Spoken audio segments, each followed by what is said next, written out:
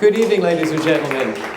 My name is Mark Skorka. I'm president of Opera America, and I would like to welcome you to the National Opera Center at the beginning of our 2015-16 season.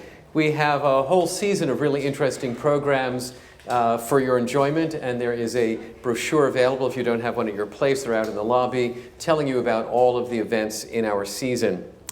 I'd also like to welcome our audience via live stream. More and more over time, I get emails from those who are watching on the live stream with comments about what they've seen, and I really appreciate that. Keep the comments coming. All of our programs are then archived on our YouTube channel, which you can find on our website. All of you are certainly welcome to become members of Opera America if you're not already. Members receive notification of these programs in advance and a whole host of other informational and tangible resources. In addition to getting this information from Opera America, you're also supporting our work on behalf of the entire field. And again, membership brochures are out in the lobby, or membership information is available on our website. The Creators in Concert programs that we offer are a part of our comprehensive advocacy for new American opera. Since 1985, over the last 30 years, Opera America has invested over $13 million in the creation and production of new American opera. Working with partners, we have given rise to a rich American opera repertoire, a canon of American opera masterpieces. And this canon was expanded this past summer with Cold Mountain by Jennifer Higdon, but we'll talk more about that in a few minutes. What we do in Creators in Concert is that we hear some excerpts of the recent work of leading composers and librettists. We then sit down with the composer or librettist for a conversation about their careers, about how they started in the field, how they have progressed, and sources of their creative inspiration. It's a behind-the-scenes look at the field and how our creators do their work in building the American opera repertoire. So we're to start with some musical excerpts this evening. We are so privileged that they will be introduced by the composer herself. So please join me in welcoming Jennifer Higdon. Jennifer.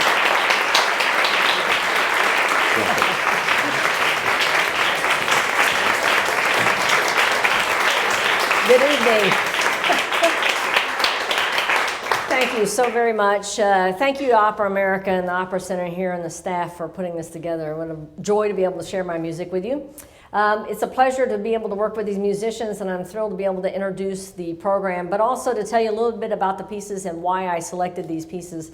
The first work you're going to hear, Love Suite, actually has a very small connection to Cold Mountain. When I finished Cold Mountain, I think within a week of my finishing it, I got a phone call from Songfest in Los Angeles that asked me if I wanted to write a song cycle. And I still had a lot of creative energy, and it felt like a lot of vocal sound in my head. So I actually told them yes, even though I had a whole bunch of projects lined up. I thought, well, you know what, I can squeeze in a song cycle. So I went to look. Sounds insane after writing an entire opera, doesn't it? I went to look for texts, and I found a book of Amy Lowell's text. So I picked 5 love songs that kind of do the trajectory of love from the first blush of love all the way to death. And they said, well, look, we've got a piano trio. And I said, that sounds good to me. So these are basically 5 songs on Amy Lowell poems. So if you would please welcome Yoonji Ri, soprano, Itamar Zorman, violin, Alice Yu, cello, and Lisa Stepanova, piano.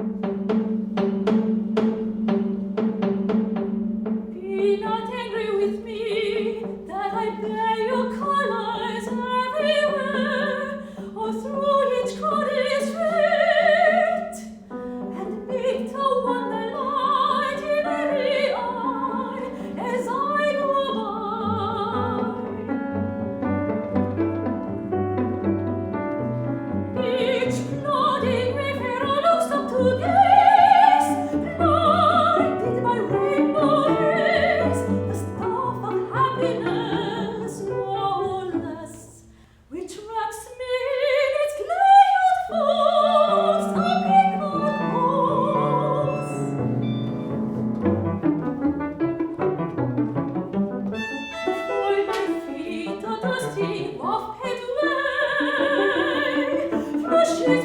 the tray,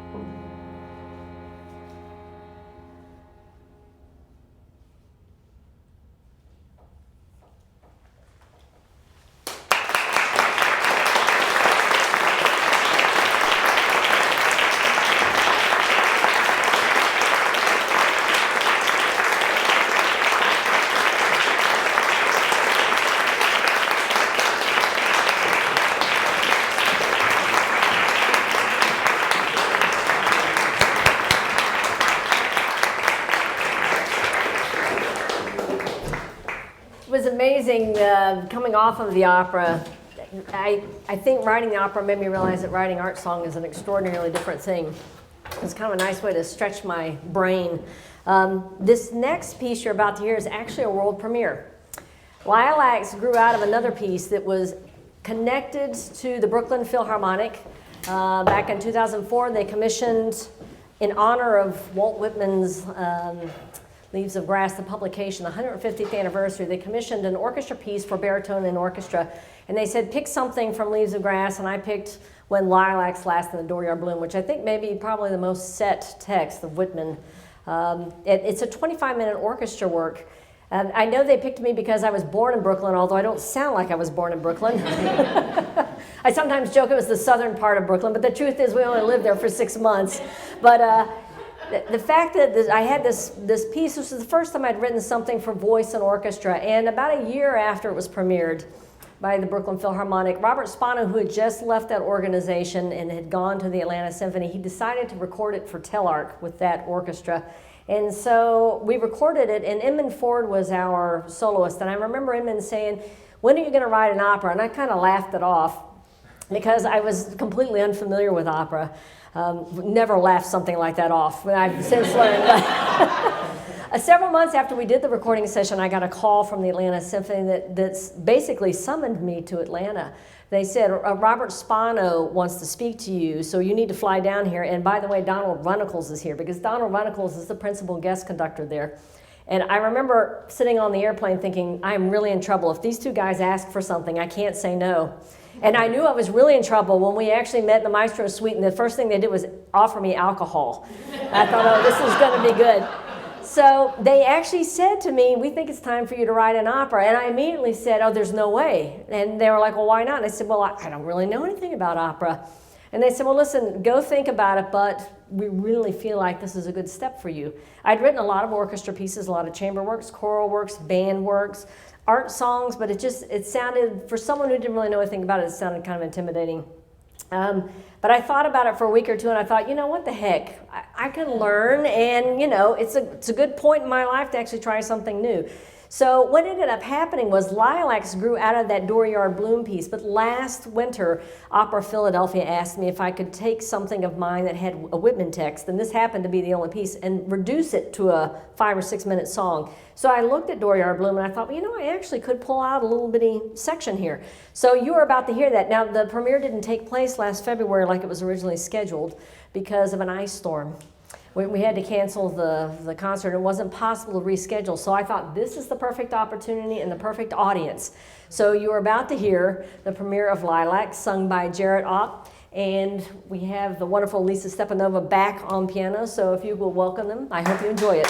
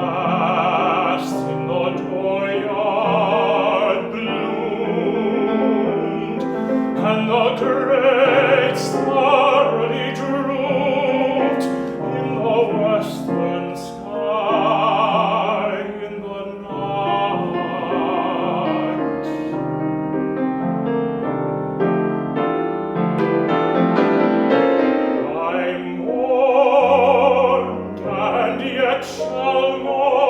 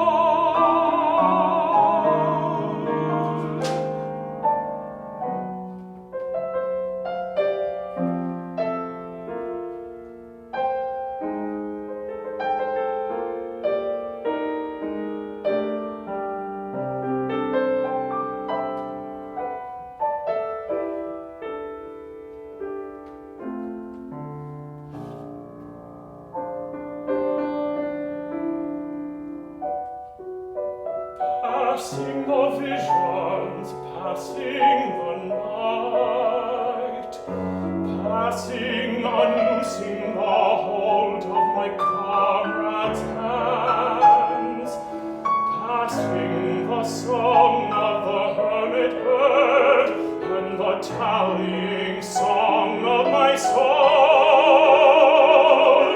Victoria song, death's outlet song, yet varying, ever-altering song, as low and wailing,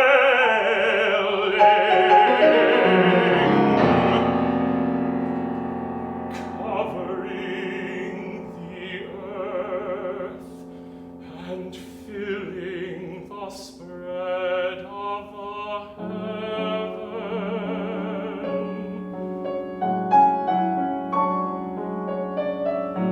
as the powerful song in the night I heard from the recesses. Passing, I leave thee, lilac with heart-shaped leaves. I leave thee there in the dooryard blooming, returning with spring.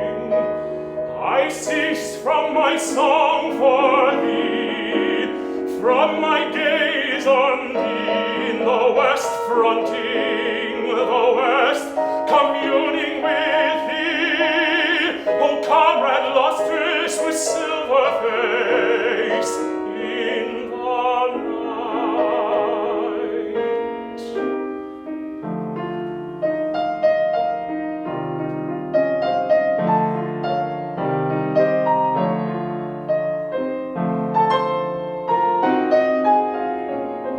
Comrades mine, and I in the midst,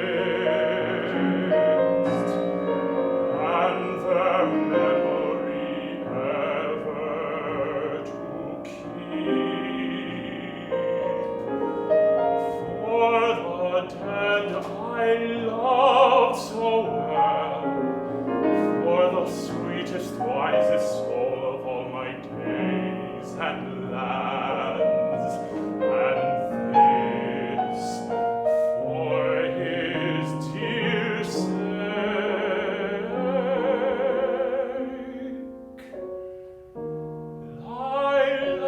Lilac and star and bird, twined with the chant of my soul, there in the fragrant pines and the cedar's dusk,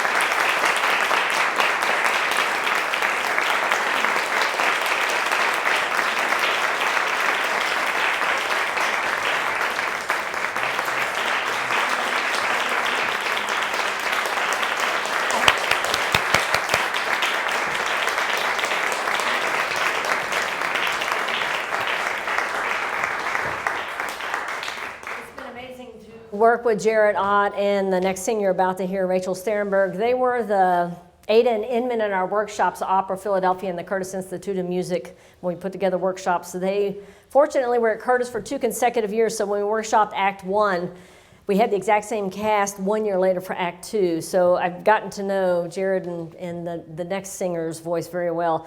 Now you're about to hear 3 excerpts from Cold Mountain, and I want to set these up for you. I wasn't sure whether to put these in a specific order, so I've got them out of order from what they actually where they occur. This first selection is Ada's aria, and it actually occurs quite a ways through the second act.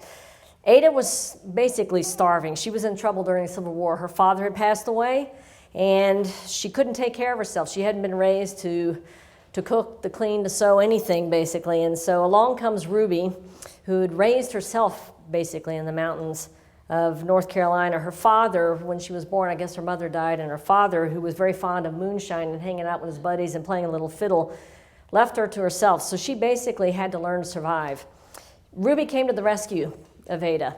She actually showed up and taught her how to survive on the land, how to farm it, how to cultivate, how to patch the barn, how to make a living, basically, in a very difficult time. And the two women became very close during this process. Towards the end of the war, Ruby's father, who was not so good to her, showed back up, and Ruby was not happy about this. Basically what happens is Stahlbrod, the father, who's playing violin now much more than he used to, or fiddling if you're in East Tennessee or North Carolina, he goes up into the mountain and he's shot by one of the bad guys in the opera. And as a consequence, Ruby and Ada decide to go up on the mountain and find him and Pangle, another man who's been shot. They find Stahlbrod, he's not dead, and Ruby, being Ruby, knows many ways to cure using nature, things that she finds in the outdoors. So she goes off to actually find these things, and Ada sits over Stahlbrod, and he's wrapped in blankets, he's unconscious. And Ada wants to tell Stahlbrod, basically, this is what you've missed. You realize this is your daughter. She's an incredible woman.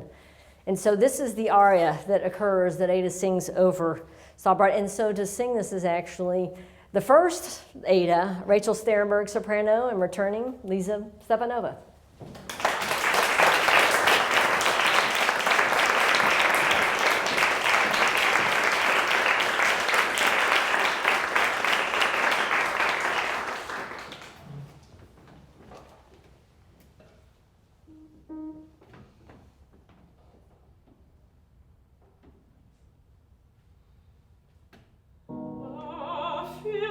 Sorry for you, not because you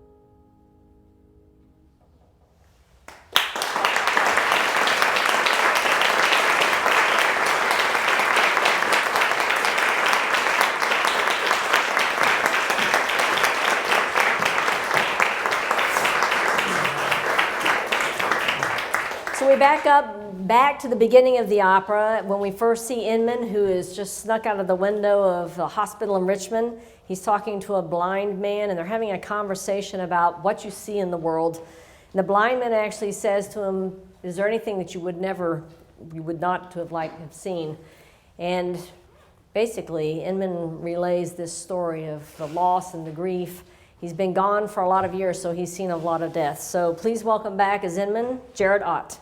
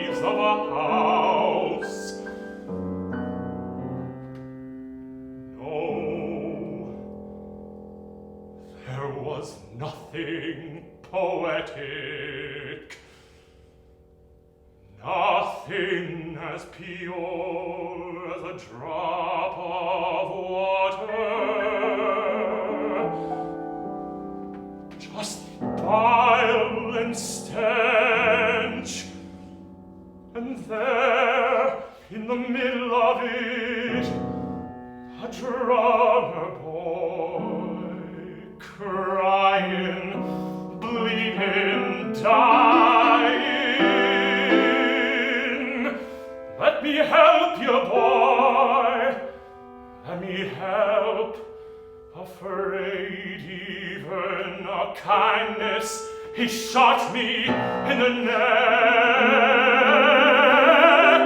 The metal age has come.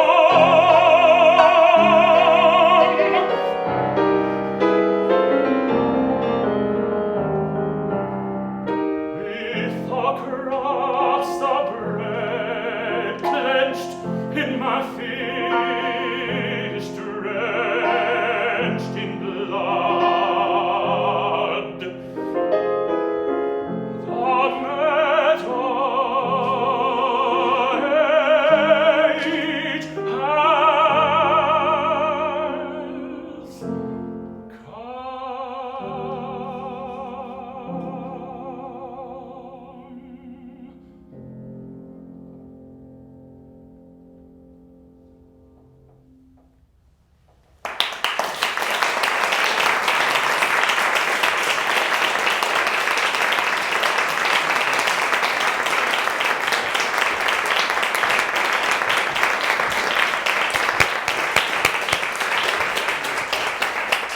And finally, Orion, one of the duets, one of three duets that occurs in the opera between Rachel and Rachel, well, I should say Ada and Inman. I'm going to get the right people here. At the beginning of the war, they promised each other, actually, just as the war was starting, they exchanged pictures. They didn't really know each other, but they promised they would remember each other, and they would look up in the sky. Orion was in the sky at the time and said, "See Orion, I'll look at that and I'll think of you." And of course, like most young men, Inman felt that he would be coming back within 6 months. He was sure the war was going to be over. It's a common sentiment when wars start. And so the two of them, by the time we get part of the way through the second act, and it's been 4 years, they're exhausted and they're sad and there's a hole inside. I think they're both wondering, will the other recognize each other?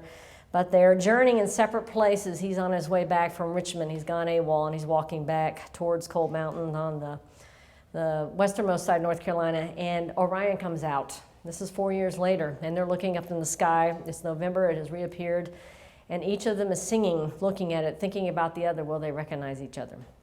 Please welcome Ada and Inman, Rachel and Jared. Thank you.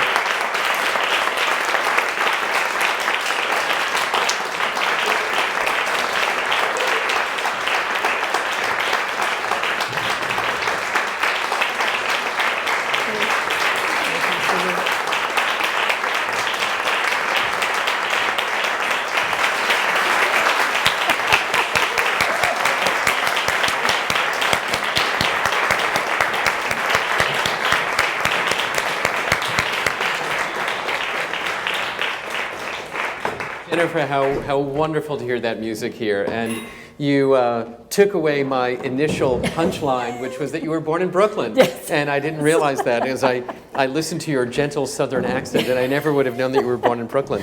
And you were 6 months old when you moved south. That's right. That's right. Well, do you think of yourself still as continuing that great tradition of Brooklyn composers? You know, it's so funny because I lived 10 years in Atlanta, 8 years in Tennessee, 5 years in Ohio, and now I've been 29 years in Philadelphia. So I think I'm just like all over basically the whole eastern part of the United States. So, but I'd like to because I'm a big fan of some of those Brooklyn It's a pretty good lineage. It's a pretty good lineage. Your biography says that you were a self-taught flutist, and that your first exposure to so-called classical music was in college. And I wanted to understand what the nature of that introduction to classical music was, and what was that moment of discovery? It's a good question. There are little snippets. My father worked at home. He was a commercial artist, but the music he had playing was rock and roll. So this is actually what I heard growing up. But occasionally there would be some unusual recording that would have a little piece of classical to it, or I would hear something occasionally put on the local Knoxville PBS station and the NPR, and they might be playing a little bit. I remember hearing Copeland's Appalachian Spring playing on the system one day. And this is strange. I live right at the base of the Smoky Mountains, and so when I heard it, I didn't hear the announcement of what it was, but I remember I stopped and I thought, wow, that sounds like the mountains. I remember thinking that I was actually looking out at the mountains when I thought that, and then they did a back announcement, and they said it's Copeland's Appalachian Spring, and I was like, oh, of course. And then I found out later on that wasn't the original title at all. But what basically happened was I taught myself to play flute from Beginning Band Method book, which has the usual twinkle, twinkle, little star, finger it this way sort of thing. And a flute teacher came through Maryville, Tennessee, just for the summer. She was getting ready to come to Juilliard. She'd been at the Cleveland Institute. And my grandfather said, oh, you should take some flute lessons. And so she got me started on a couple of, like, a Bach sonata. And how old were you at that point? At that time, I was like 17. Okay. Yeah, so I figured it's a late start. Just enough for me to get into college. It was just enough repertoire, like 3 pieces. I could play 3 pieces. And I applied to a lot of schools, and of course I didn't get in because, I really shouldn't have gotten in anywhere. But Bowling Green State University took me, a phenomenal flute teacher there. And that's actually where I really started getting to know classical music. And I was kind of blown away by it. And I don't know what made me think I could major in music, much less be a professional flute player, because that was the first ambition I had. But part of the way through that degree, I got interested in composing. And so I spent years and years catching up on the repertoire, and basically I still feel like I'm doing that, but in a way it's kind of a joyful experience because it's the light now when I tackle these things. I'm like, oh, I need to study piano trios. And let me explore that a little bit, because you say discovering the repertoire, and I know that when you decided that you would write your first opera, you decided to study the repertoire. That's right. So there are lots of people who come into classical music fairly late in life. How did you go about studying the vast classical music repertoire?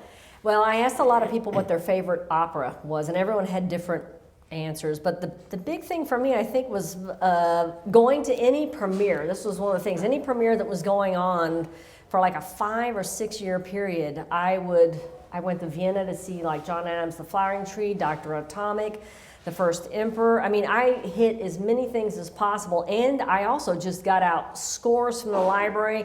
I went to any rehearsal I could go to that was occurring at Curtis. I went to performances at Opera Philly, and I just poured over scores. I poured over them, and I thought about, what does a voice do? How is this different? I started noticing that I've written a lot of orchestra works, but orchestral writing in opera is extraordinarily different. It looks different, it feels different, the strings are used differently, and I just thought a lot about it, and I asked a million questions. I spent years studying. I mean, it was any chance I got to absorb something with a score in my hand, begging composers for works that had just been written. Can I please have your opera? Can I buy it from you? Just everywhere I could. And then the workshop process really taught me an extraordinary amount. I just was. Well, we'll come to the workshop process in a second. I want to back up to Bowling Green. So here you are, a burgeoning flute player. Yeah. How did you know that composition was something that interested you. My flute teacher, I went in one day during my sophomore year, and Harvey Solberg, who's a flute player and a composer, was coming in to do a master class, and she said, okay, so Harvey Solberger's coming in, you're going to do something for it. And I said, okay, what piece am I being assigned? And she said, actually, I think I would like for you to write a piece. And I literally said, write a piece? How do you do that? And she said, well, look, let's take these 6 notes. I don't think she thought I was advanced enough for a 12-tone row. She said, take these 6 notes and let's just arrange them in an order. And I want you to just take this and, piano, flute, little short work, see if you can come up with something that sounds interesting. So I went off to a practice room and I wrote like a little, I think it was a 2-minute piece called Night Creatures. I think there was basically one note. It was a 1-note ostinato on the piano, and the flute did everything else. But there was something, I must have said something in a lesson to her about sound or creation. This woman is an amazing, Judith Bentley. She could discern in a student where that student should actually be. I was a decent enough flute player that even after I left Bowling Green, I would play here in New York. I played for Chamber Music Society of Lincoln Center. But the thing was, I don't think that was the core of me. And I don't know if she knew, my dad worked at home, he was making art all the time. Maybe she felt like I needed to be creating something. But the minute I did that first piece, it was like, as we say in the South, kudzu vine. It was creeping over and it just took over. I finished my bachelor's degree in flute performance, and up until about 8 years ago, I kept the flute up. I actually played a lot. But the composition thing was just fascinating, the idea of arranging sound. Now that I look back on my childhood, I probably was obsessed with sound, what things sounded like.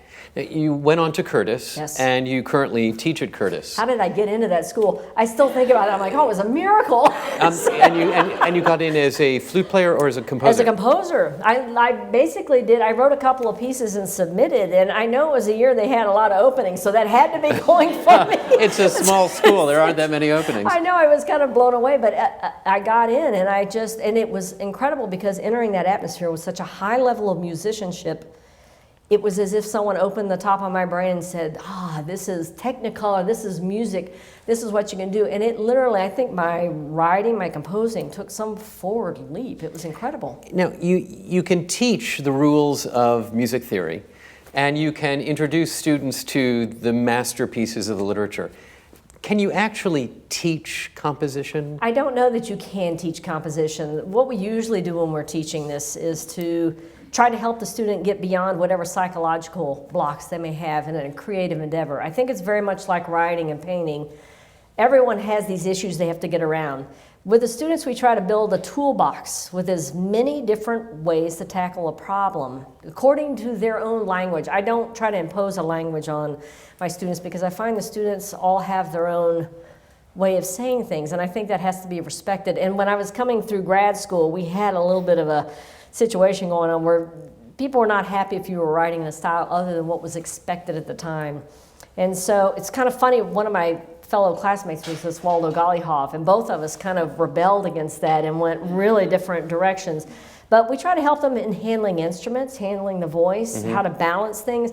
And then you're also a psychologist. But there has to be something already there because there's no way to describe how to make something out of nothing. You can give them tools for coping with the blocks they may have. You can put them through exercises to try to get them to write faster if they write slow, or to slow down if they write fast.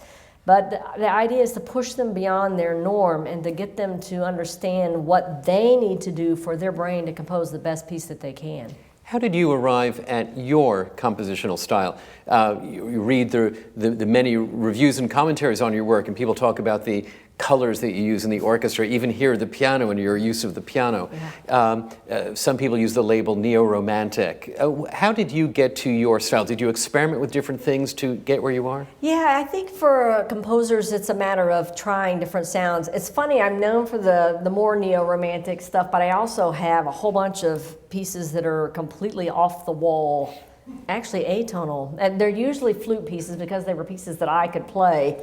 But I have a couple of pieces that are haywire, but when you're starting out, I think the first 5 to 10 years, you're trying all kinds of things, and at some point things start to feel resonant. But it is interesting. I go back and look at early works. And I'm like, oh yeah, I see like the little early version of me popping out there. And it's funny to actually look at the lineage of pieces, because even now I will change the style depending on who I'm writing for. So when I wrote a bluegrass concerto, it was very different than writing a violin concerto for Hilary Hahn, who needed a very straight ahead concerto. So I think a lot about the personalities, but after years and years of listening to a lot of music, I can make those shifts, and it keeps it interesting for me.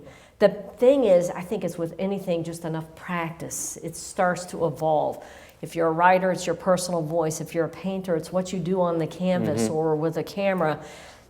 Little things start to appear over and over, and that becomes your voice. And styles change. And yes. You can look at painters and see the different That's phases right, of their right. work. Because if you're working consistently enough, you don't want to do the same thing Right. all the time. It would be boring.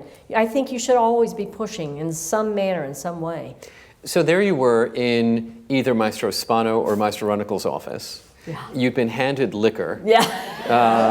And I don't really drink, so this is going to be an intense experience. And when they said you should write your first opera, what was the initial response? No way. I actually said no way. Why no way? Because I thought it would be irresponsible for me to attempt it. I had studied conducting with Robert Spano in my undergraduate. I'd known him a long time, and I learned from studying conducting with him that you shouldn't be in front of a group unless you really know what you're doing.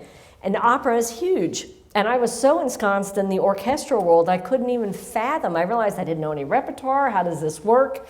And so my immediate reaction was, first of all, how long would that take? I'm writing 10 to 12 works a year, and I need to stop. And then I'm thinking, wait, I've got a lot of pieces lined up here. When would I even get something of this size in? But the more I thought about it, Robert Spano had never led me wrong in terms of like mentoring me. I mean, he was the one who convinced me to go to Curtis. When I had applied there, I'd gotten into Michigan as well, and he said, you've got to go to Curtis. And I thought about the various pieces of advice he'd given me through my career. And I thought, you know what? A challenge, if I'm that scared of it, I probably should do it. And this was a conceptual approach to opera. It wasn't, you should compose Cold Mountain. It was, you should compose an opera. You should compose an opera, exactly. How long between your warming to the idea and your finding the source material? You know, I think it was 5 years. It was literally 5 years. I mean, when I decided I was going to do it, I had to clear time in my schedule and kind of move some commissions around, which is a lucky thing to have enough commissions that are backed up in years, but to kind of look at the schedule and go, all right, if I'm going to do this, I have to do it during this time. But it gave me enough time to study, and I had to find a librettist.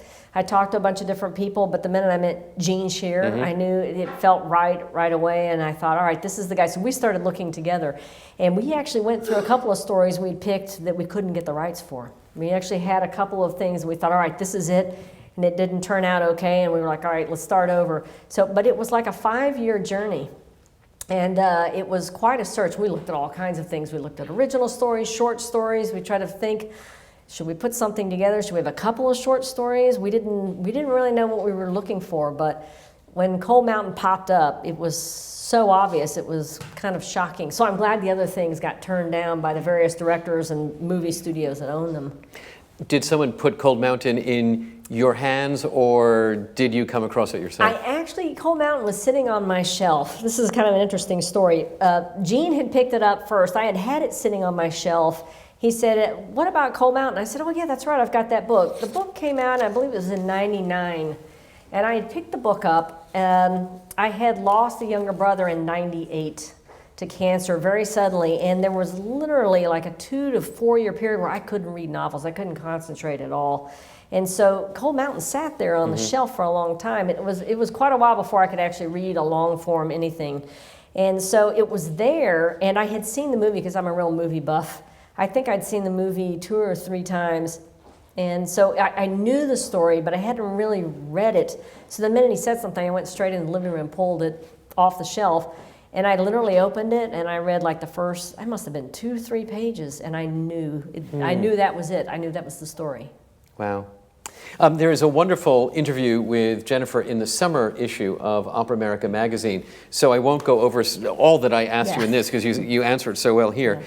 But one of the things that struck me in our conversation was the way you related to the characters. One of your surprises in composing the opera was your relationship to the characters. Can you explain a little bit about that? Yeah, you know, I asked Charles Frazier if he had this happen, and I've asked a couple of authors. They live in your head. They do not go away at any point in time, not on the weekends, not in the evenings. And at one point, I had an endoscopy where I was actually anesthetized, and I was a little irritated because the characters are still talking in my head. I came out of, I remember I was on oxygen, I was like, good grief, I cannot believe they were continuing in my head.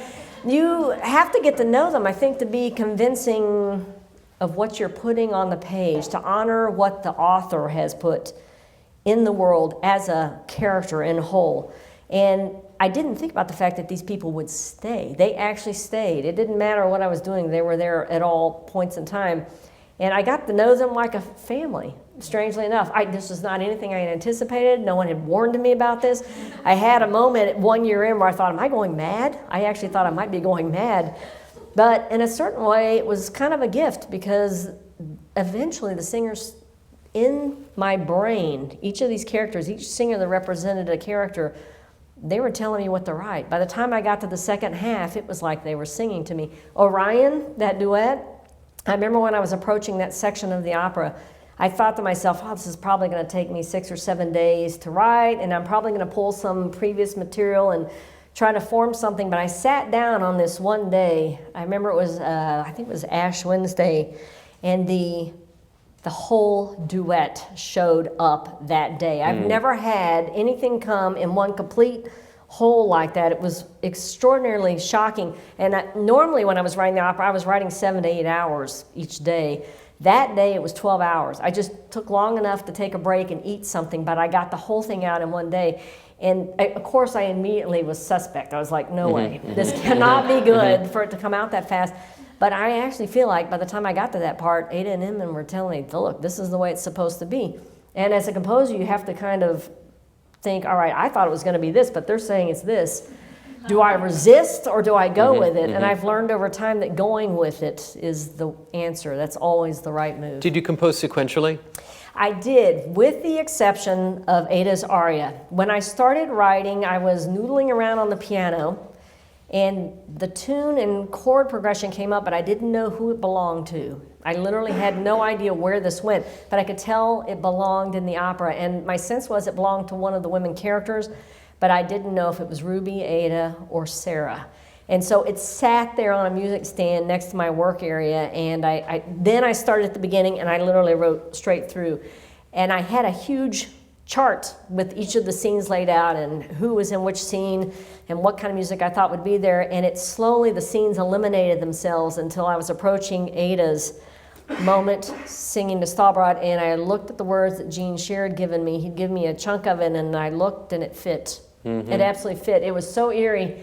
So when I sat down and wrote it, and I put Gene's words with the tune I'd come up with, I thought, good grief, where did that come from? You know, that's it's the kind of thing a composer prays for, hopes for. Sometimes it only happens a few times in your life, but wow, what a miracle. We're now a couple of months after the premiere and after the run of performances. The last time we spoke about it was before the premiere. Right. So on reflection, the experience, what did you learn from the premiere and the performances?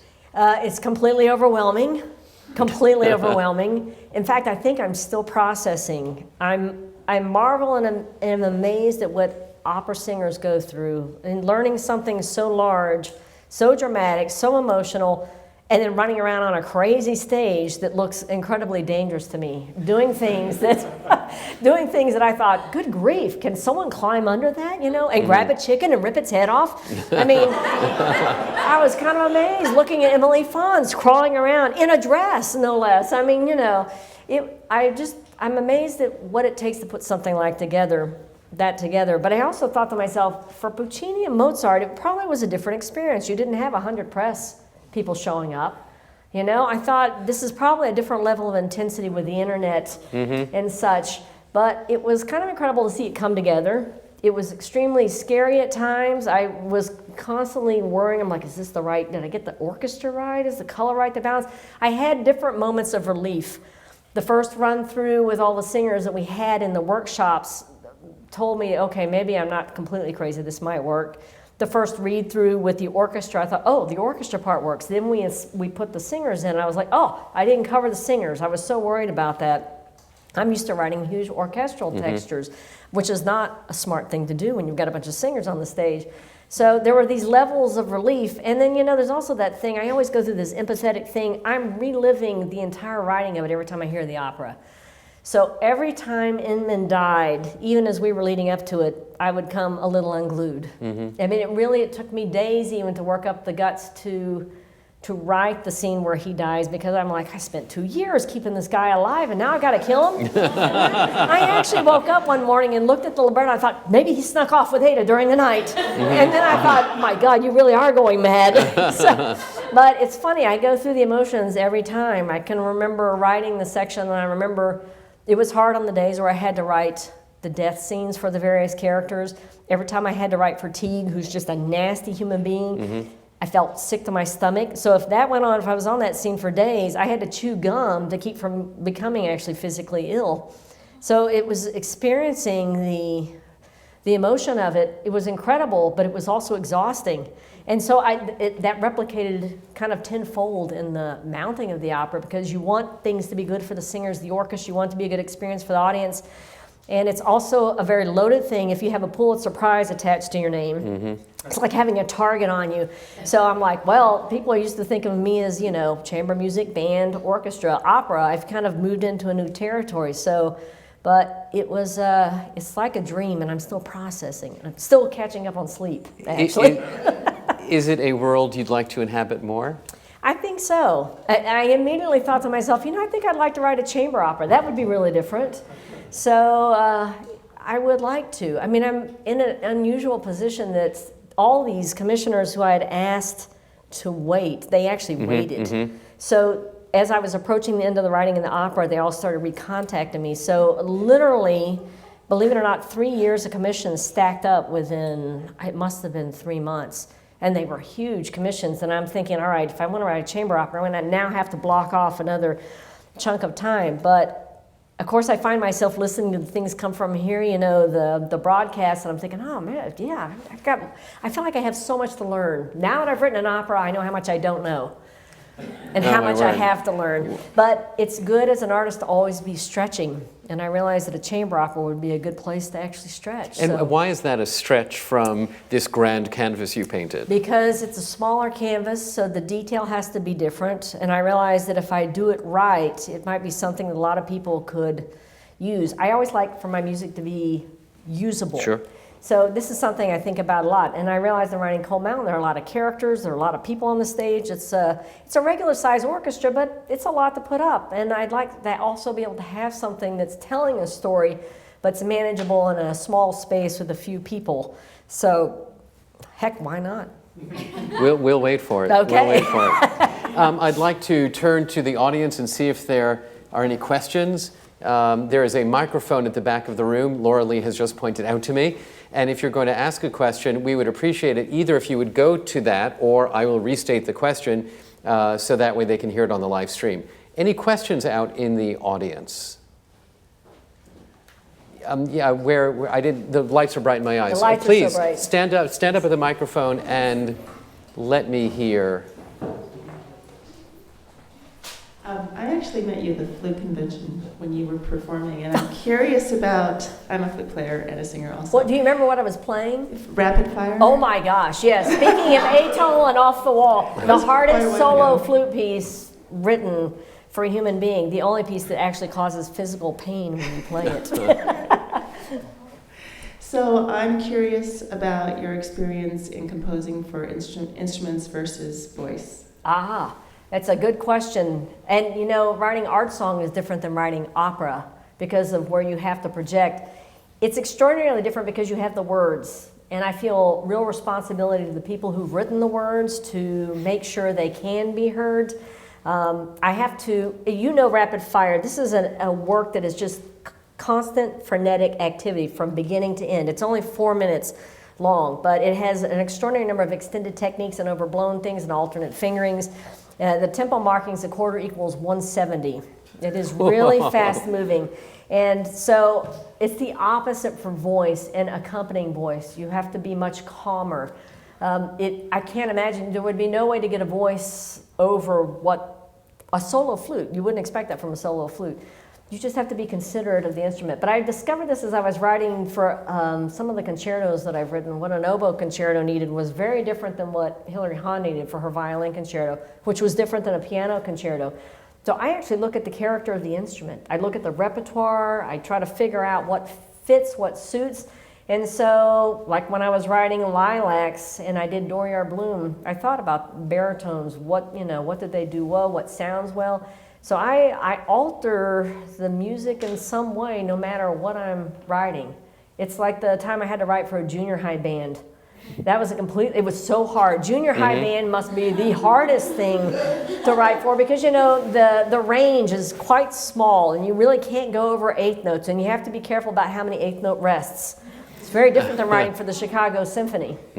But I think you have to be very considerate. I mean, I don't like imposing restrictions, but you want to make sure that it's something that makes anyone, whether an experienced player or singer or a junior high kid, you want to stretch what they're doing, but you want it to also make sense and work well on the instruments. So there are about 1 million considerations that go in. But I always pivot. When I finish one piece, if I did a large piece, I'll do a small one. If it was a lot of instruments, I'll do a tiny thing. I mean, like really fast. In fact, I'll start it usually the next day. So that's, I think, the thing with like rapid fire, which is where I was trying to find my language. I still write pieces in that style, but it's so hard, there aren't many players who can do it.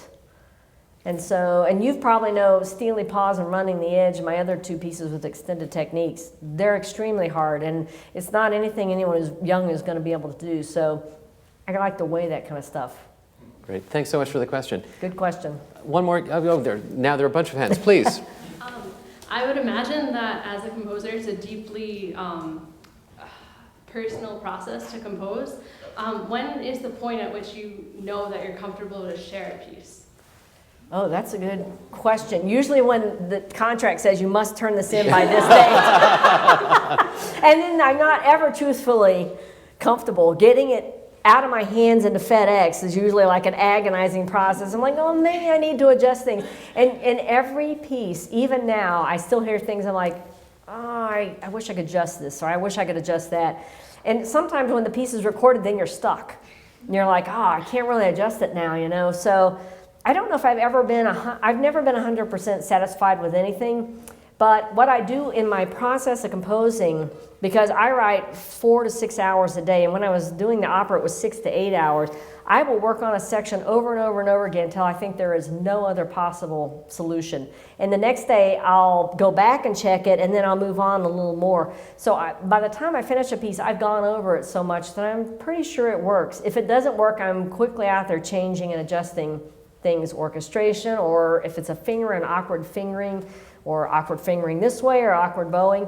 But I'm never completely sure that it's done. But having that deadline in a contract, or the poster, there's nothing like walking up, seeing the poster and saying, oh, I better get that started. It's a real instigator. Will there be, and you don't have to be specific, will there be very few, some, a lot of changes to Cold Mountain when we see it in Philadelphia? You know what? There won't be many that anyone would notice. There were no structural changes. I made tiny orchestrational changes. And even things as simple as I took the basses from mezzo forte to forte.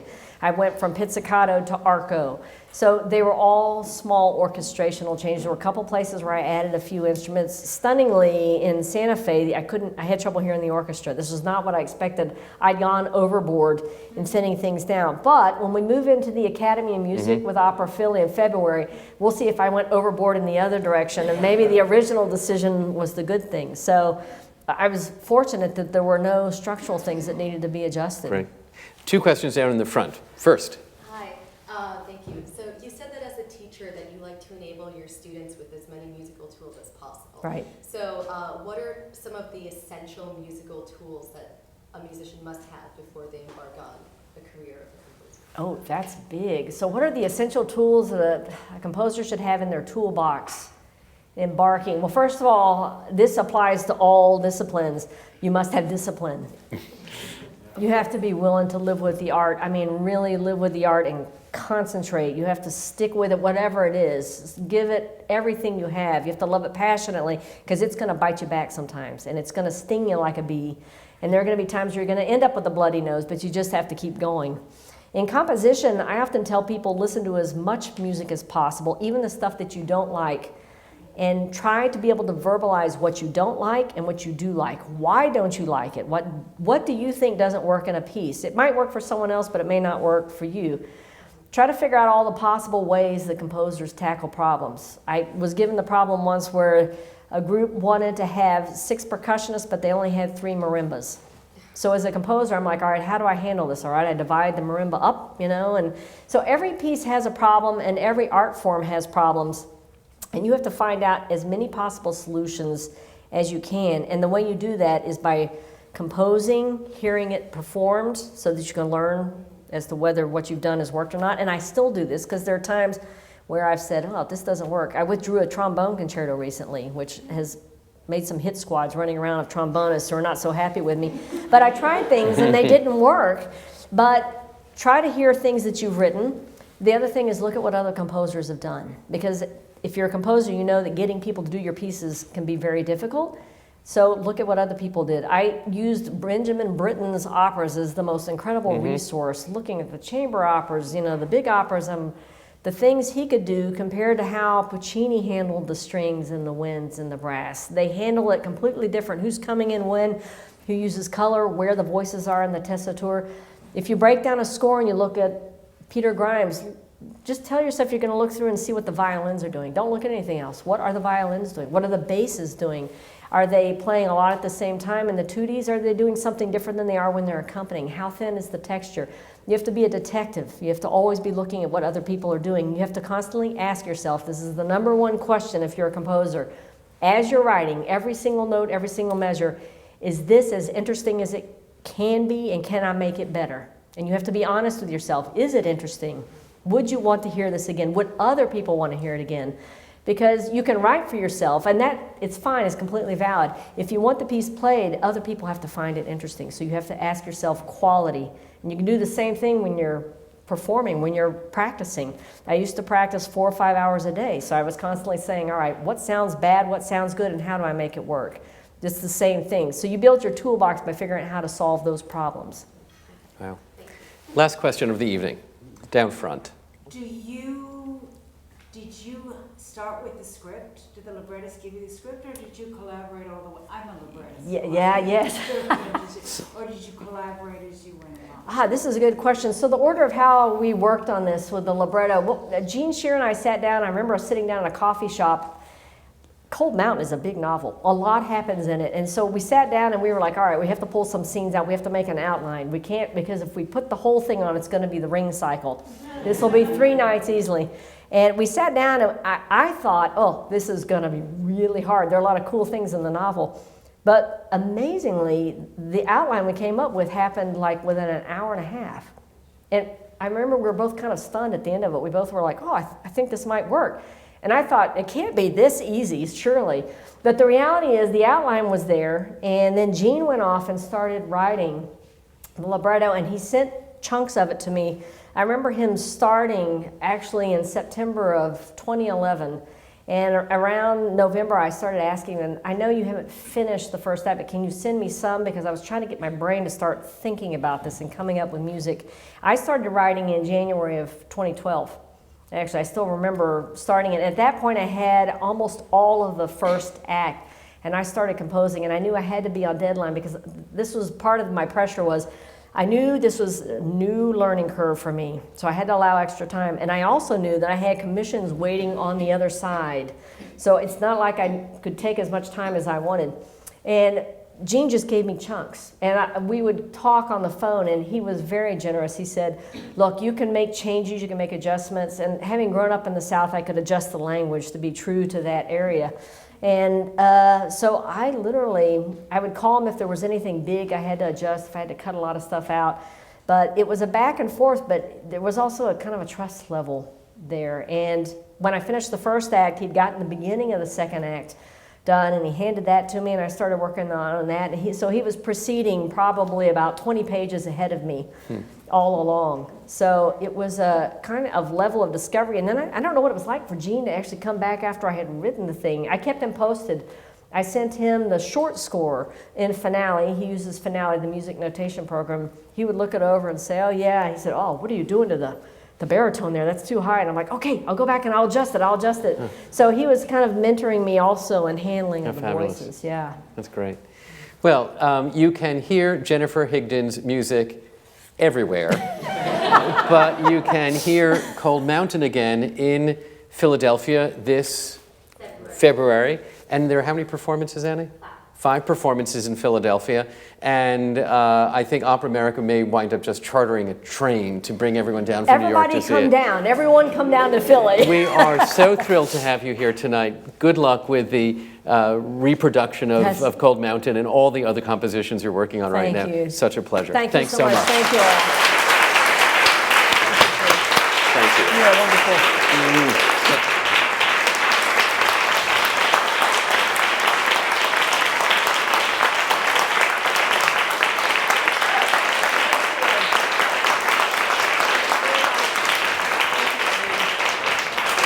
Please join us in the lobby.